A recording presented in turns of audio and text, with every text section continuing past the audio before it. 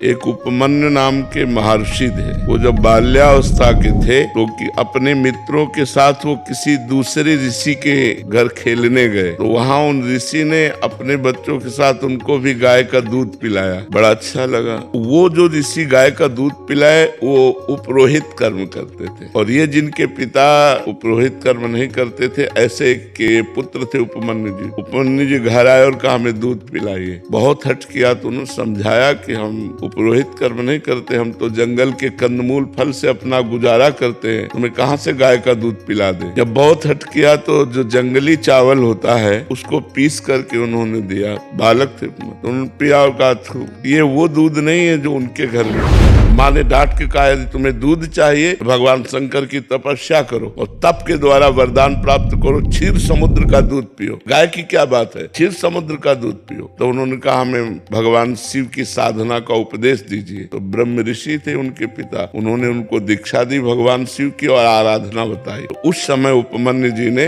दाहिने पैर के अंगूठे के बल खड़े होकर हाथ उठा करके भगवान शिव का मंत्र जपे। बहुत काल व्यतीत हुआ तो भगवान शिव उनके सामने शिव रूप में प्रकट नहीं हुए, देवराज इंद्र के रूप में प्रकट हुए, नंदिकेश्वर एरावत के रूप में, और भगवती अम्बा सची के रूप में, और जितने शिव पार्षद सब देवताओं के रूप में। और कहा वरम ब्रूहि, वरदान मांगिए। तो उन्होंने आंख खोला, देखा देवराज इंद्र, तो प्रणाम किया और कहा देवराज इंद्र मुझे आपसे कुछ नहीं चाहिए, मैं भगवान शंकर का भक्त हूँ, मैंने भगवान शंकर की आराधना की है, मुझे जो कुछ चाहिए वो शंकर से चाहिए। तो निंदा करने लगे, क्योंकि भगवान शंकर ही थे, सीता की भस्म लगाते हैं, मुंडों की माला पहनते हैं न ऐसा। तो उनका सावधान, हमारे ही सामने हमारे इष्ट की यदि निंदा करोगे तो हमको असमर्थ मत समझो। मैं ऋषि बालक हूँ, अगर शाप दे दिया तो आप भी भस्म हो जाओगे। तो फिर वो निंदा शुरू कर दी, क्योंकि वो भगवान शंकर ही थे ना। तो उन्होंने कहा देवराज इंद्र अगर भगवान शंकर मुझे श्वान बना दे तो मुझे स्वीकार है, और तुम अपना देवराज इंद्र पद देना चाहो तो भी स्वीकार नहीं है। मैंने भगवान शंकर की आराधना की, अब एक भी शब्द अगर भगवान शंकर के प्रति बोले तो मैं दंड देने में समर्थ हूँ। फिर वो बोलने लगे। तब उन्होंने अघोर मंत्र का प्रयोग किया। ये मंत्र सिद्ध हो जाए तो किसी के भी ऊपर मारण, मोहन, वशीकरण, उच्चाटन आदि का,